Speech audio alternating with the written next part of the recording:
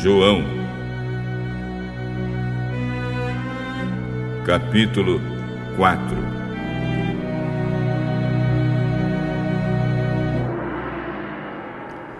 Os fariseus ouviram dizer que Jesus estava ganhando mais discípulos e batizava mais pessoas do que João. De fato, não era Jesus quem batizava, e sim os seus discípulos. Quando Jesus ficou sabendo disso, saiu da Judéia e voltou para a Galiléia. No caminho, ele tinha de passar pela região da Samaria. Ele chegou a uma cidade da Samaria chamada Sicar, que ficava perto das terras que Jacó tinha dado ao seu filho José. Ali ficava o poço de Jacó. Era mais ou menos meio-dia quando Jesus, cansado da viagem, sentou-se perto do poço. Os discípulos de Jesus tinham ido até a cidade comprar comida. Uma mulher samaritana veio tirar água e Jesus disse a ela: "Por favor, me dê um pouco de água." O senhor é judeu e eu sou samaritana. Então como é que o senhor me pede água? Ela disse isso porque os judeus não se dão com os samaritanos. Então Jesus disse: se você soubesse o que Deus pode dar e quem é que está lhe pedindo água, você pediria e ele lhe daria a água da vida. O senhor não tem balde para tirar água e o poço é fundo. Como é que vai conseguir essa água da vida? Nosso antepassado Jacó nos deu este poço. Ele, seus filhos e seus animais beberam água daqui. Será que o senhor é mais importante do que Jacó? Quem beber desta água terá sede de novo. Mas a pessoa que beber da água que eu lhe der nunca mais terá sede. Porque a água que eu lhe der se tornará nela uma fonte de água que dará a vida eterna.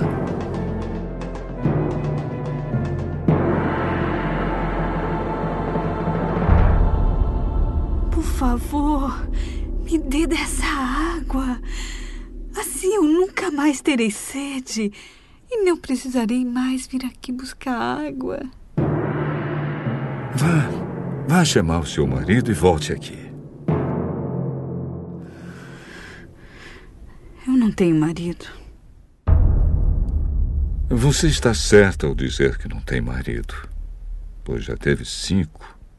E este que você tem agora não é, de fato, seu marido. Sim, você falou a verdade.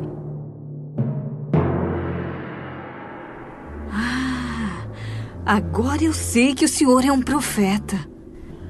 Os nossos antepassados adoravam a Deus neste monte. Mas vocês, judeus, dizem que Jerusalém é o lugar onde devemos adorá-lo. Mulher, creia no que eu digo. Chegará o tempo em que ninguém vai adorar a Deus, nem neste monte, nem em Jerusalém. Vocês, samaritanos, não sabem o que adoram. Mas nós sabemos o que adoramos, porque a salvação vem dos judeus. Mas virá o tempo, e de fato já chegou, em que os verdadeiros adoradores vão adorar o Pai em espírito e em verdade. Pois são esses que o Pai quer que o adorem. Deus é espírito.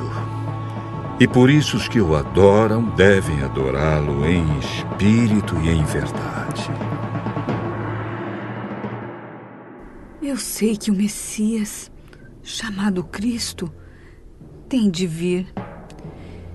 E quando ele vier, vai explicar tudo para nós. Pois eu que estou falando com você sou o Messias.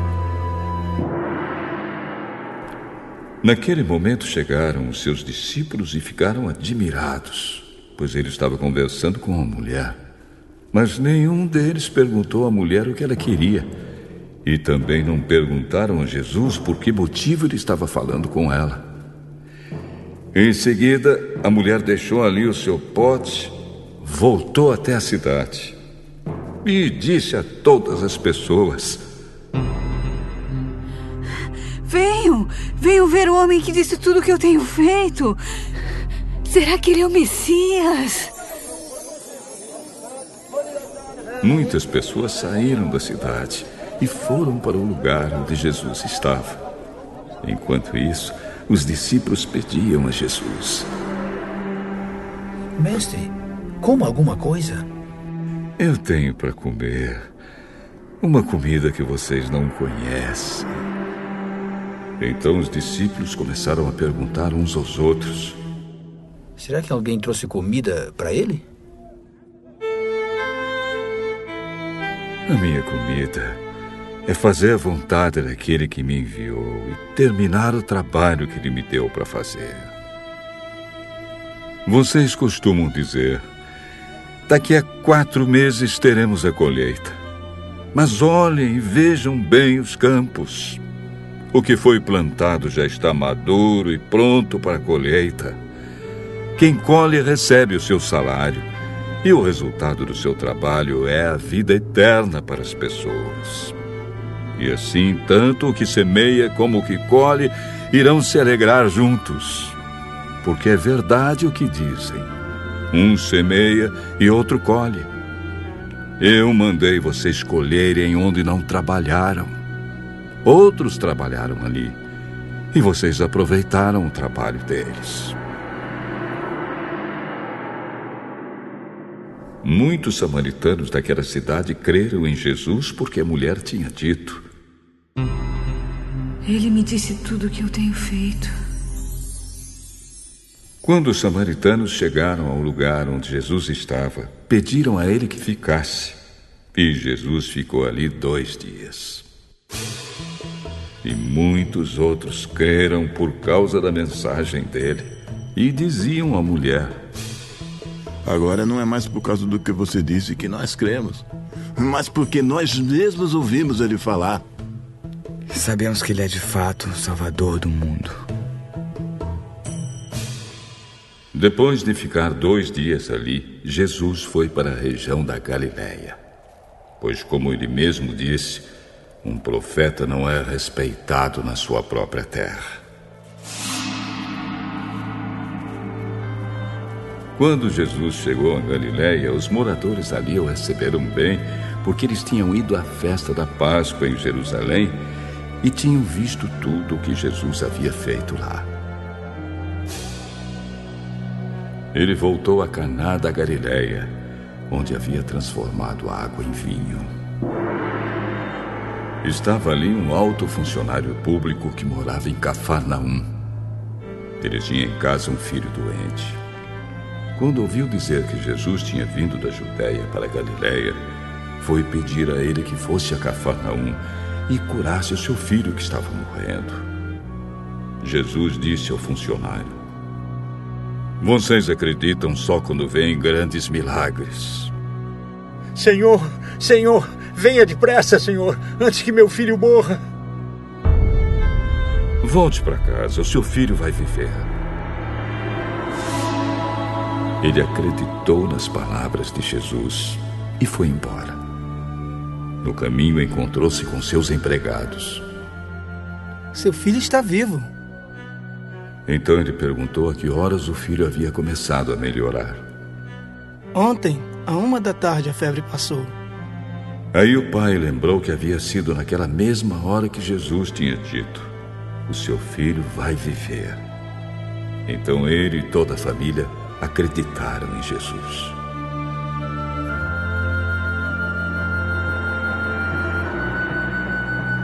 Esse foi o segundo milagre que Jesus fez depois de ter ido da Judéia para a Galileia.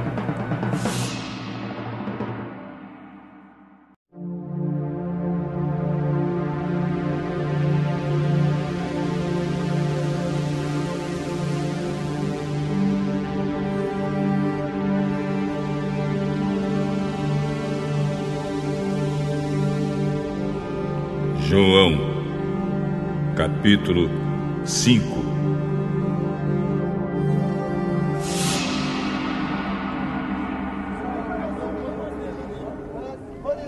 Depois disso, houve uma festa dos judeus, e Jesus foi até Jerusalém.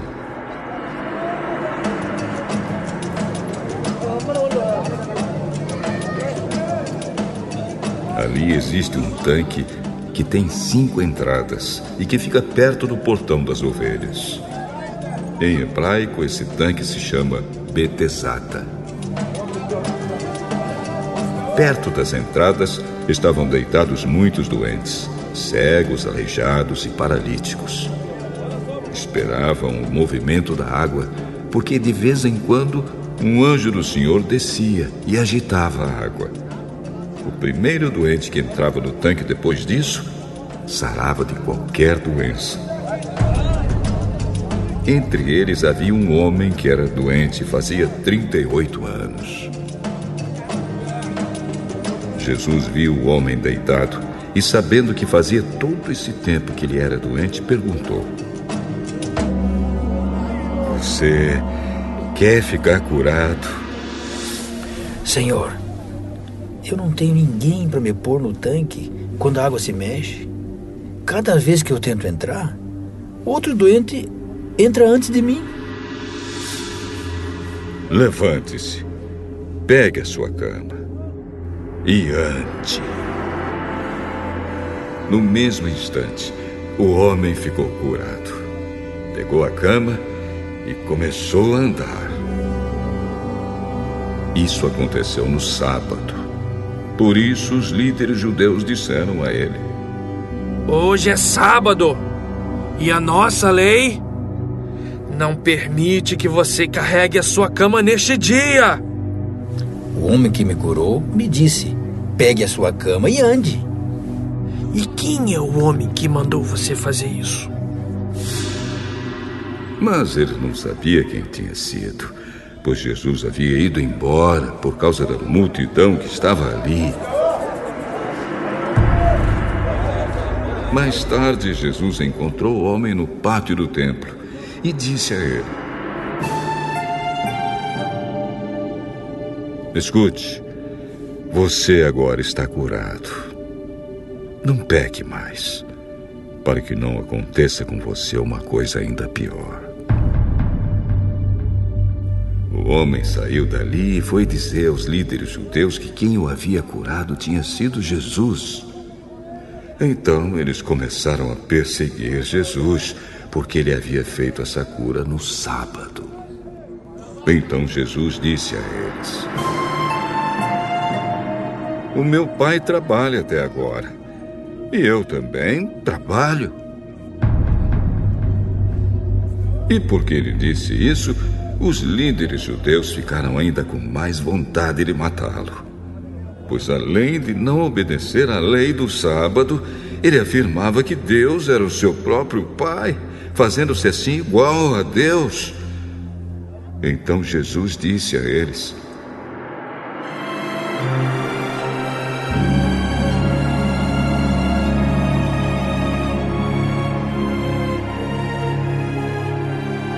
"Eu afirmo a vocês que isto é verdade. O filho não pode fazer nada por sua própria conta, pois ele só faz o que vê o pai fazer. Tudo que o pai faz, o filho faz também, pois o pai ama o filho e lhe mostra tudo o que está fazendo. E vai mostrar a ele coisas ainda maiores do que essas. E vocês vão ficar admirados. Porque assim como o Pai ressuscita os mortos e dá a vida a eles, assim também o Filho dá a vida aos que Ele quer. O Pai não julga ninguém, mas deu ao Filho todo o poder para julgar, a fim de que todos respeitem o Filho, assim como respeitam o Pai. Quem não respeita o Filho também não respeita o Pai que o enviou. Eu afirmo a vocês que isto é verdade. Quem ouve as minhas palavras e crê naquele que me enviou tem a vida eterna e não será julgado, mas já passou da morte para a vida. Eu afirmo a vocês que isto é verdade. Vem a hora, e ela já chegou, em que os mortos vão ouvir a voz do Filho de Deus, e todos aqueles que ouvirem a voz viverão. Assim como o Pai é a fonte da vida, assim também fez o Filho ser a fonte da vida. E ele deu ao Filho autoridade para julgar, pois ele é o Filho do homem.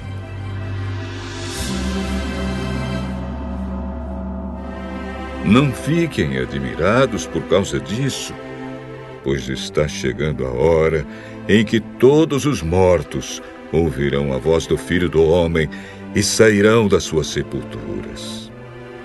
Aqueles que fizeram o bem vão ressuscitar e viver. E aqueles que fizeram o mal vão ressuscitar e ser condenados. Eu não posso fazer nada por minha própria conta, mas julgo de acordo com o que o Pai me diz. O meu julgamento é justo porque não procuro fazer a minha própria vontade, mas a vontade daquele que me enviou. Se eu dou testemunho a favor de mim mesmo, então o que digo não tem valor. Mas existe outro que testemunha a meu favor, e eu sei que o que ele diz a respeito de mim é verdade. Vocês mandaram fazer perguntas a João, e o testemunho que ele deu é verdadeiro. Eu não preciso que ninguém dê testemunho a meu favor, mas digo essas coisas para que vocês sejam salvos. João era como uma lamparina que estava acesa e brilhava, e por algum tempo vocês se alegraram com a luz dele. Mas eu tenho um testemunho a meu favor ainda mais forte do que aquele que João deu. São as coisas que eu faço, as quais o meu Pai me mandou fazer. Elas dão testemunho a favor de mim e provam que o Pai me enviou. Também o Pai que me enviou testemunha a meu favor. Vocês nunca ouviram a voz dele, nem viram o seu rosto. As palavras dele não estão no coração de vocês, porque vocês não creem naquele que ele enviou. Vocês estudam as Escrituras Sagradas porque pensam que vão encontrar nelas a vida eterna. E são elas mesmas que dão testemunho a meu favor. Mas vocês não querem vir para mim a fim de ter vida. Eu não procuro ser elogiado pelas pessoas. Quanto a vocês, eu os conheço e sei que não amam a Deus com sinceridade. Eu vim com a autoridade do meu Pai e vocês não me recebem. Quando alguém vem com a sua própria autoridade, esse vocês recebem. Como é que vocês podem crer se aceitam ser elogiados pelos outros e não tentam conseguir os elogios que somente o único Deus pode dar? Não pensem que sou eu que vou acusá-los diante do Pai. Quem vai acusá-los é Moisés, que é aquele em quem vocês confiam. Se vocês acreditassem em Moisés, acreditariam também em mim, pois ele escreveu a meu respeito.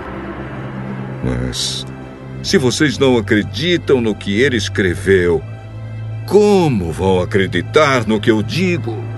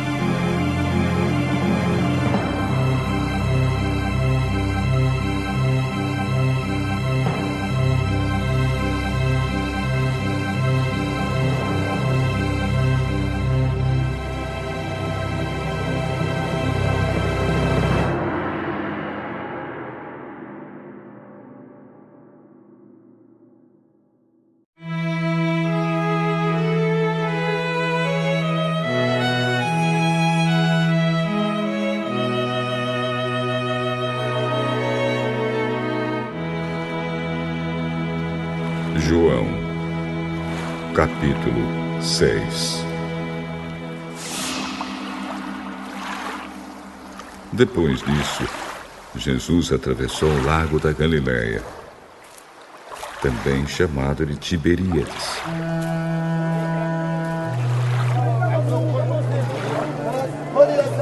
Uma grande multidão o seguia, porque tinha visto os milagres que Jesus tinha feito curando os doentes. Ele subiu um monte e sentou-se ali com seus discípulos. A Páscoa, a festa principal dos judeus, estava perto. Jesus olhou em volta de si e viu que uma grande multidão estava chegando perto dele. Então disse a Filipe: "Onde vamos comprar comida para toda esta gente?" Ele sabia muito bem o que ia fazer, mas disse isso para ver qual seria a resposta de Filipe. Filipe respondeu assim: Para cada pessoa poder receber um pouco de pão, nós precisaríamos gastar mais de 200 moedas de prata. Então um dos discípulos, André, irmão de Simão Pedro, disse: Está aqui um menino que tem 5 pães de cevada e 2 peixinhos. Mas o que é isso para tanta gente? "Digam a todos que se sentem no chão." Então todos se sentaram. Havia muita grama naquele lugar. Estavam ali quase 5.000 homens. Em seguida, Jesus pegou os pães, deu graças a Deus e repartiu os pães com todos. E fez o mesmo com os peixes. E todos comeram à vontade.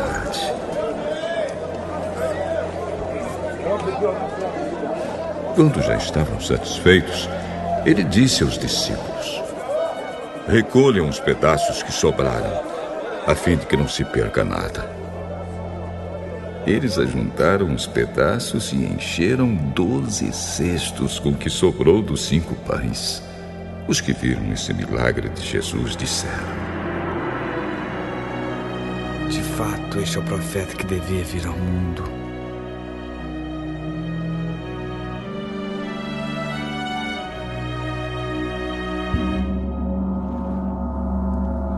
Jesus ficou sabendo que queriam levá-lo à força para o fazerem rei. Então voltou sozinho para o monte. De tardinha, os discípulos de Jesus desceram até o lago.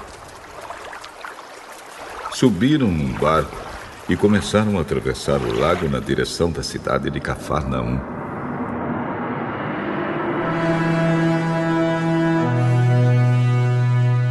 Quando já estava escuro, Jesus ainda não tinha vindo se encontrar com eles. De repente,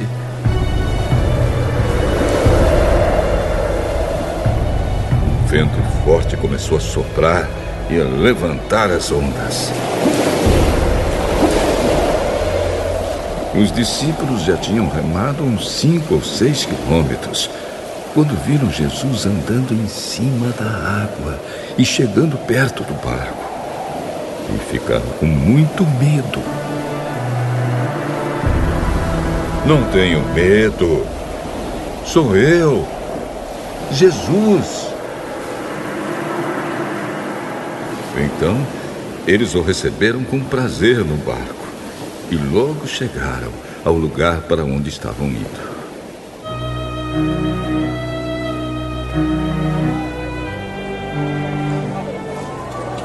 No dia seguinte, a multidão que estava no lado leste do lago viu que ali só havia um barco pequeno.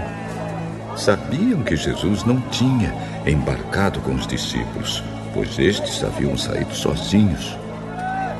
Enquanto isso, outros barcos chegaram da cidade de Tiberíades e encostaram perto do lugar onde a multidão tinha comido pão depois do Senhor Jesus ter dado graças. Quando viram que Jesus e os seus discípulos não estavam ali, subiram nos barcos e saíram para Cafarnaum a fim de procurá-lo. A multidão encontrou Jesus no lado oeste do lago e perguntaram a ele: Mestre, quando foi que o senhor chegou aqui? Eu afirmo a vocês que isto é verdade. Vocês estão me procurando porque comeram os pães e ficaram satisfeitos, e não porque entenderam os meus milagres. Não trabalhem a fim de conseguir a comida que se estraga, mas a fim de conseguir a comida que dura para a vida eterna. O Filho do Homem dará essa comida a vocês, porque Deus, o Pai, deu provas de que ele tem autoridade. O que é que Deus quer que a gente faça? Ele quer que vocês creiam naquele que ele enviou. Que milagre o Senhor vai fazer para a gente ver e crer no Senhor? O que é o que o Senhor pode fazer? Os nossos antepassados comeram o maná no deserto, como diz as Escrituras Sagradas. Do céu, Ele deu o pão para eles comerem. Eu afirmo a vocês que isto é verdade. Não foi Moisés que deu a vocês o pão do céu, pois quem dá o verdadeiro pão do céu é o meu Pai. Porque o pão que Deus dá é aquele que desce do céu e dá vida ao mundo.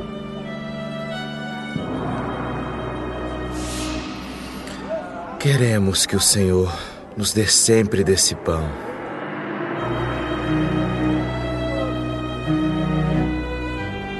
Eu sou o pão da vida. Quem vem a mim nunca mais terá fome, e quem crê em mim nunca mais terá sede. Mas eu já disse que vocês não creem em mim, embora estejam me vendo. Todos aqueles que o Pai me dá virão a mim, e de modo nenhum jogarei fora aqueles que vierem a mim. Pois eu desci do céu para fazer a vontade daquele que me enviou, e não para fazer a minha própria vontade. E a vontade de quem me enviou é esta: que nenhum daqueles que o Pai me deu se perca, mas que eu ressuscite todos no último dia. Pois a vontade do meu Pai é que todos os que veem o Filho e creem nele tenham a vida eterna. E no último dia eu os ressuscitarei.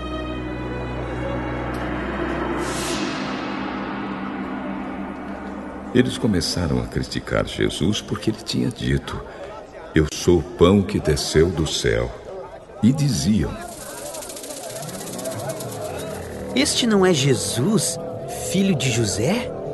Por acaso nós não conhecemos o pai e a mãe dele? Como é que agora ele diz que desceu do céu? Parem de resmungar contra mim. Só poderão vir a mim aqueles que forem trazidos pelo Pai que me enviou, e eu os ressuscitarei no último dia.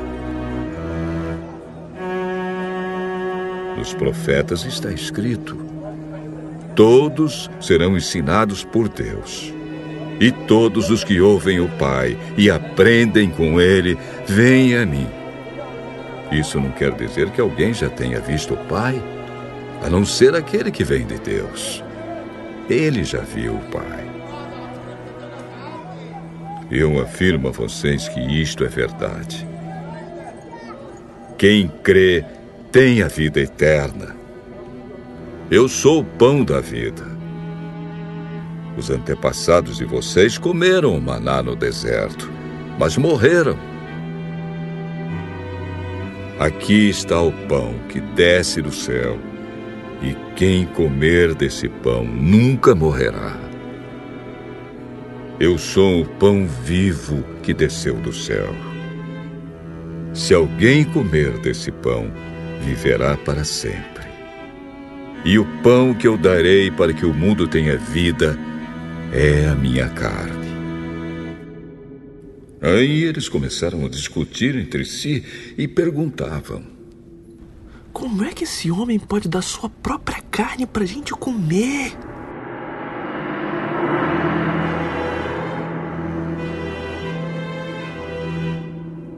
Eu afirmo a vocês que isto é verdade. Se vocês não comerem a carne do Filho do Homem e não beberem o seu sangue, vocês não terão vida. Quem come a minha carne e bebe o meu sangue tem a vida eterna, e eu o ressuscitarei no último dia. Pois a minha carne é a comida verdadeira, e o meu sangue é a bebida verdadeira. Quem come a minha carne e bebe o meu sangue vive em mim, e eu vivo nele. O Pai, que tem a vida, foi quem me enviou, e por causa dele eu tenho a vida. Assim também, quem se alimenta de mim terá vida por minha causa. Este é o pão que desceu do céu. Não é como o pão que os antepassados de vocês comeram e mesmo assim morreram. Quem come deste pão viverá para sempre.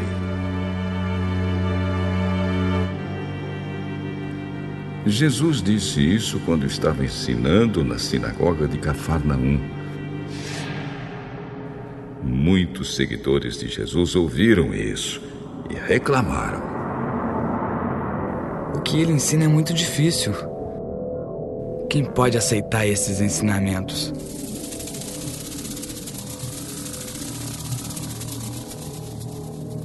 Não disseram nada a Jesus, mas ele sabia que eles estavam resmungando contra ele. Por isso perguntou: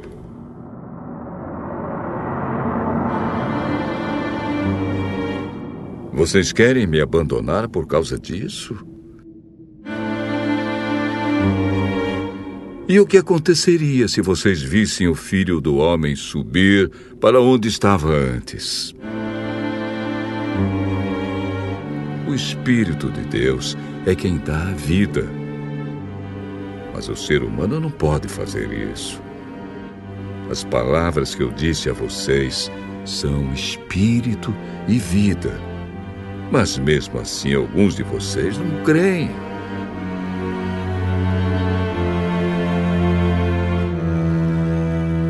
Jesus disse isso porque já sabia desde o começo quem eram os que não iam crer nele e sabia também quem ia traí-lo.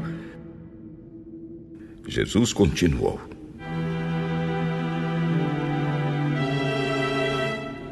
foi por esse motivo que eu disse a vocês que só pode vir a mim a pessoa que for trazida pelo Pai.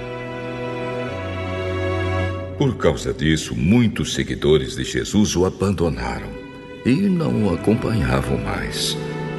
Então ele perguntou aos 12 discípulos: será que vocês querem ir embora também? Simão Pedro respondeu: quem é que nós vamos seguir? O Senhor tem as palavras que dão vida eterna.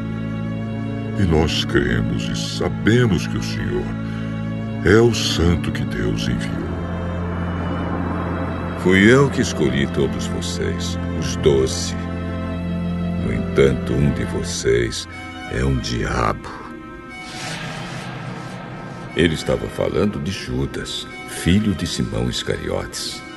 Judas, embora fosse um dos 12 discípulos, ia trair Jesus.